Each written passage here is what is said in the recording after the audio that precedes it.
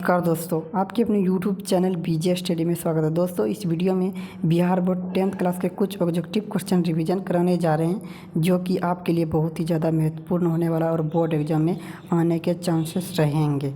तो आपका समय नहीं करते हुए वेस्ट करते हैं स्टार्ट। तो पहला क्वेश्चन आपको मोबाइल स्क्रीन पर दिख रहा होगा। दोस्तों, आप लोग गौर से देखिए, मोबाइल स्क्रीन पर पहला क्वेश्चन दिख रहा होगा कि ग्राम पंचायत का बजट कौन पास करता है। ग्राम पंचायत का बजट पास कौन करता है? तो दोस्तों, ऑप्शन में देखिए क्या क्या है। मुखिया, पंचायत समिति, जिला परिषद या ग्राम सभा।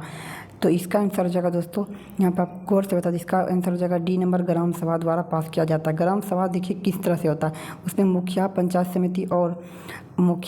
समिति और पंचायत का जो पंचायत सचिव के सम्मिलित द्वारा ग्राम सभा होता है, और ग्राम के कुछ व्यक्ति रहते हैं और उस व्यक्ति के सम्मिलित से ग्राम सभा बनता है, और ग्राम सभा द्वारा पंचायत ग्राम सभा का बजट को पास किया जाता है। तो दोस्तों, यह रहा पहला क्वेश्चन। तो चलते हैं अगले क्वेश्चन की तरफ। तो इसका आंसर हो जाएगा दोस्तों ग्राम सभा। तो चलते हैं अगले क्वेश्चन की तरफ। तो अगला क्वेश्चन यहाँ पे दिख रहा होगा दोस्तों, संघीय व्यवस्था में केंद्र और राज्यों के बीच उत्पन्न विवादों को कौन निपटाता है? तो इसका आंसर देखिए दोस्तों क्या है। यहाँ पे देखिए, पहले ऑप्शन में देख लीजिए क्या क्या, न्यायालय या प्रधानमंत्री या राष्ट्रपति या संसद। न्यायालय, प्रधानमंत्री या राष्ट्रपति या संसद। तो इसका आंसर हो जाएगा दोस्तों न्यायालय द्वारा जब भी कभी केंद्र और राज्यों के बीच विवाद उत्पन्न हो जाता है, तब उसको निपटाने का काम न्यायालय करता है। तो चलिए चलते हैं अगले क्वेश्चन की तरफ। अगला क्वेश्चन देखिए क्या है दोस्तों, भारतीय संघीय व्यवस्था में शिक्षा की सूची के अंतर्गत आता है। भारतीय संघीय व्यवस्था शिक्षा किस सूची के अंतर्गत आता है? तो दोस्तों, इसका आंसर हो जाएगा, देखिए यहाँ पे आपको गौर से देखना है। इसका आंसर हो जाएगा, यहाँ पे आपको देखना है गौर से। इसका सबसे पहले ऑप्शन देख लेते हैं, राज्य सूची या केंद्र सूची या अवशोषिताधिकार की सूची। तो इसका आंसर हो जाएगा या समवर्ती सूची। तो इसका आंसर हो जाएगा डी नंबर दोस्तों, समवर्ती सूची द्वारा भारतीय संघीय व्यवस्था में शिक्षा की सूची समवर्ती सूची में आता है। तो चलिए चलते हैं अगले क्वेश्चन की तरफ। तो अगला क्वेश्चन यहाँ पे आपको देख लेना दोस्तों, किस संवैधानिक संशोधन में स्थानीय शासन को संवैधानिक दर्जा दिया गया? किस संवैधानिक शोषण में स्थानीय शासन की संवैधानिक दर्जा गया? तो इसका आंसर हो जाएगा दोस्तों, यहाँ पे आप लोग दे सकते हैं 73वें और 74वें में। तो इसका आंसर हो जाएगा बी नंबर, 73वें और 74वें। निम्न में से किस राज्य का नाम बदला गया? देखिए दोस्तों, इसमें क्या है, निम्न में से किस राज्य का नाम बदला गया? तो ऑप्शन देख लीजिए, बिहार का नाम बदला गया या कर्नाटक का या उड़ीसा या सिक्किम का। तो इसका आंसर हो जाएगा सी नंबर दोस्तों, उड़ीसा का नाम बदला गया दोस्तों। जी हाँ दोस्तों, उड़ीसा का नाम बदला गया। तो चलिए चलते हैं अगले क्वेश्चन की तरफ। यहाँ पे आपको दिख रहा है संघ राज्य की व्यवस्था नहीं है। संघ राज्य की व्यवस्था नहीं है। तो इसका देखिए ऑप्शन में देखिए, लिखित संविधान, शक्ति का विभाजन, एक हारी शासन व्यवस्था, समुच्च न्यायालय। तो इसका आंसर हो जाएगा दोस्तों बी नंबर। तो चलिए चलते हैं अगले क्वेश्चन की तरफ। तो अगला क्वेश्चन क्या है दोस्तों, यहाँ पे आपको देखना है, समुच्च सूची में रखा जाता है। क्या रखा जाता है? समुच्च सूची में क्या रखा जाता है? राज्य, देखिए यहाँ पे क्या है, राज्य एवं राज्यों को दोनों को समुच्च सूची में रखा जाता है। केंद्र एवं राज्यों दोनों को समुच्च सूची में रखा जाता है। लोकतंत्र में निम्न में, अगले क्वेश्चन की तरफ चलते हैं, लोकतंत्र में निम्न में से एक कौन राजनीतिक शक्ति का स्रोत है? निम्न में लोकतंत्र में निम्नलिखित में से एक कौन राजनीतिक शक्ति का स्रोत है? तो इसका आंसर हो जाएगा दोस्तों कार्यपालिका। इसका आंसर तो संविधान नहीं होगा, विधायकी नहीं होगा, जनता नहीं होगा, कार्यपालिका। तो चलिए चलते हैं अगले क्वेश्चन की तरफ। तो अगला क्वेश्चन आपको यहाँ पे गौर से देखना है दोस्तों, भारत में समुच्च न्यायालय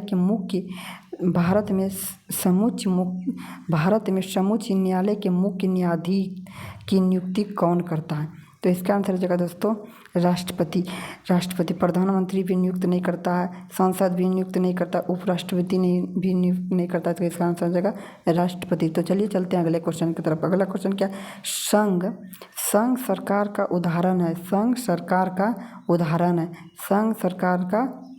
उदाहरण है। संघ सरकार का उदाहरण है तो कहाँ पे इस तरह का होता है दोस्तों? चीन में होता है या अमेरिका में या ब्रिटेन में या इनमें से कोई नहीं। तो इसका आंसर हो जाएगा अमेरिका में। संघ सरकार का उदाहरण है तो इसका आंसर हो जाएगा अमेरिका दोस्तों। चलिए चलते हैं अगले क्वेश्चन की तरफ। अगला क्वेश्चन क्या है? संघीय शासन में संघीय शासन की इनमें कौन एक विशेषता नहीं है? संघीय शासन की कौन इनमें विशेषता नहीं? शासन की शक्ति विभिन्न स्तर के सरकारों में बांटा जाती है। तो ए नंबर इसका ऐसा नहीं है। तो इसका आंसर हो जाएगा दोस्तों सभी, इनमें से किसी भी मतलब कि संघ इसका उदाहरण कोई भी नहीं है दोस्तों। इनमें से सब कोई भी इसमें उदाहरण नहीं है। तो चलिए चलते हैं अगले क्वेश्चन। संघीय व्यवस्था में सरकार कितने स्तरों की जाती है? संघीय व्यवस्था में सरकार कितने स्तरों की जाती है? कितने स्तरों की जाती है? 3 स्तरों। सी नंबर हो जाएगा 3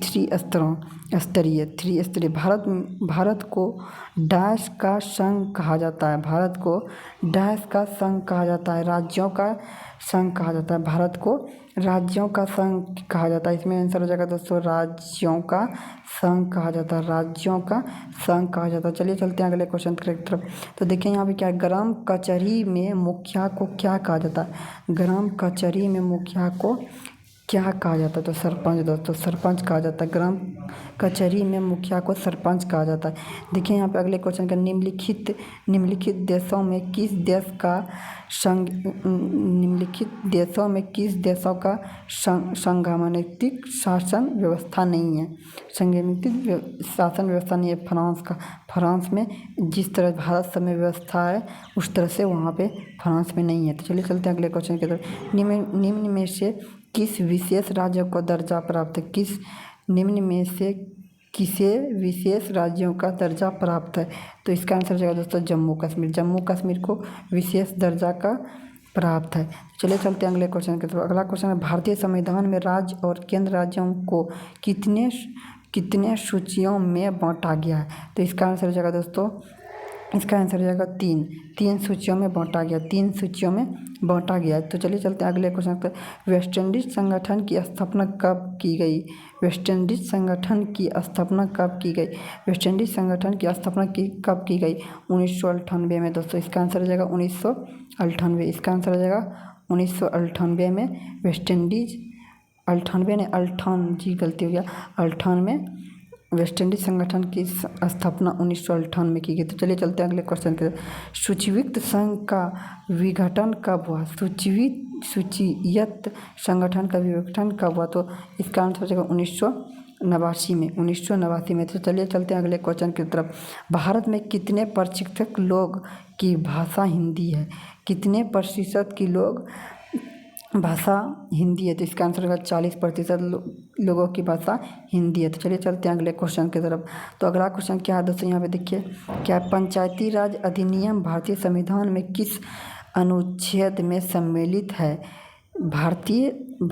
पंचायती राज अधिनियम में भारतीय संविधान के किस अनुच्छेद में सम्मिलित है? तो इसका आंसर हो जाएगा दोस्तों, इसका आंसर हो जाएगा अनुच्छेद 243। अनुच्छेद 243 इसका आंसर हो जाएगा अनुच्छेद 243 में। निम्नलिखित देशों में किस देशों में संगठनात्मक शासन व्यवस्था नहीं है? संगठनात्मक शासन व्यवस्था नहीं है। तो इसका आंसर हो जाएगा दोस्तों फ्रांस। इसका आंसर हो जाएगा फ्रांस। तो चलिए चलते हैं अगले क्वेश्चन की तरफ।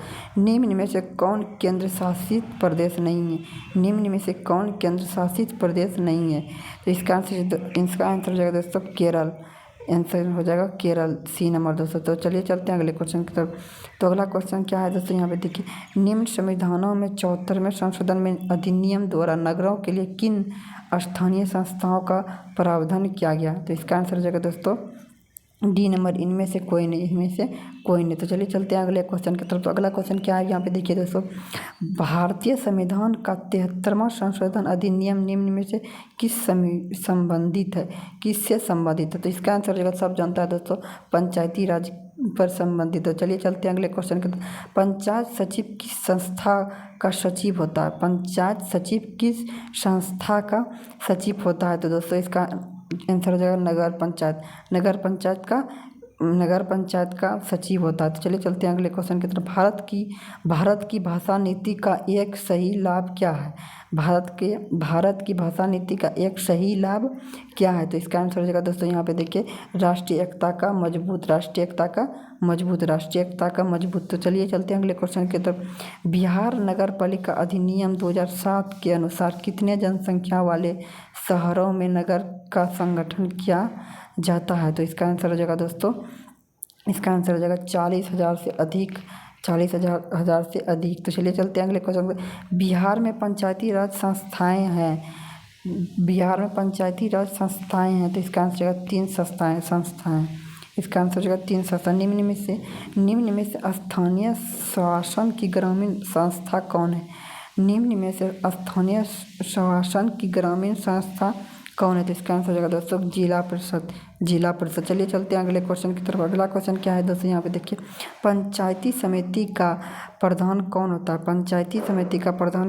तो दोस्तों इसका आंसर हो जाएगा प्रमुख। पंचायती समिति का प्रधान होता है प्रमुख। दोस्तों चलिए चलते हैं अगले क्वेश्चन की तरफ। 2006 के बिहार पंचायती राज अधिनियम के अनुसार ग्राम पंचायत स्थापना के लिए आबादी की शर्त क्या है? तो इसका आंसर हो जाएगा दोस्तों 10,000। तो चलिए चलते हैं अगले क्वेश्चन की तरफ। निम्न में से कौन पंचायत समिति का अंग है? तो इसका आंसर हो जाएगा दोस्तों प्रमुख। इसका आंसर हो जाएगा प्रमुख। भारत में कुल राज्यों की संख्या है। कुल राज्यों की संख्या है। तो इसका आंसर सभी जानते हैं, आंसर दोस्तों 29 है। तो चलिए चलते हैं अगले क्वेश्चन की तरफ। तो इसका अगले, पटना नगर निगम में कितने वार्ड हैं? तो 75 दोस्तों।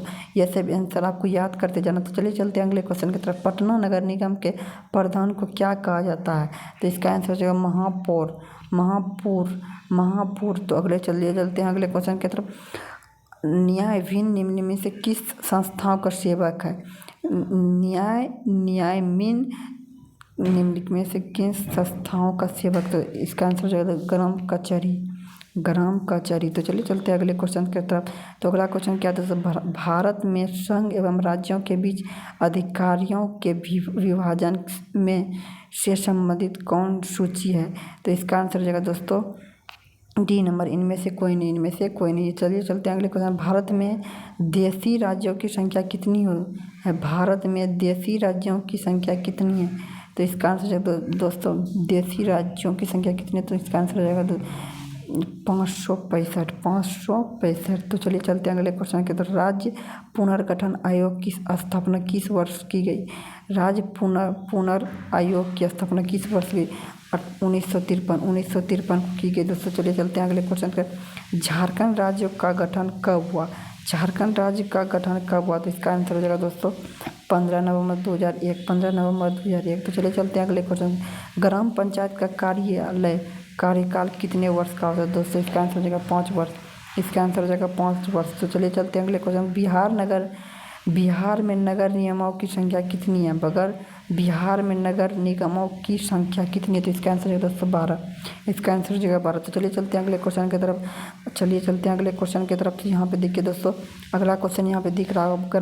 यहाँ पे देखिए, झारखंड राज्य का संगठन कब हुआ? तो इसका आंसर हो जाएगा दोस्तों 15 नवंबर 2001। तो चलिए दोस्तों, आज का इतना ही ऑब्जेक्टिव रहने देते हैं। तो आपको ये क्वेश्चन सब रिवीजन कर लेना है, ताकि आपको बिहार बोर्ड के एग्जाम में बहुत ही ज़्यादा हेल्पफुल मिल सके। तो चलिए दोस्तों, आपसे लेते हैं विदा। तब तक के लिए जय हिंद। और अभी तक चैनल को सब्सक्राइब नहीं किया तो चैनल को सब्सक्राइब कर लीजिए, वीडियो को लाइक कीजिए, वीडियो को शेयर कीजिए, ताकि आपको बिहार बोर्ड में किसी भी तरह का प्रॉब्लम नहीं हो। तो चलिए दोस्तों, लेते हैं विदा। तब तक के लिए जय हिंद।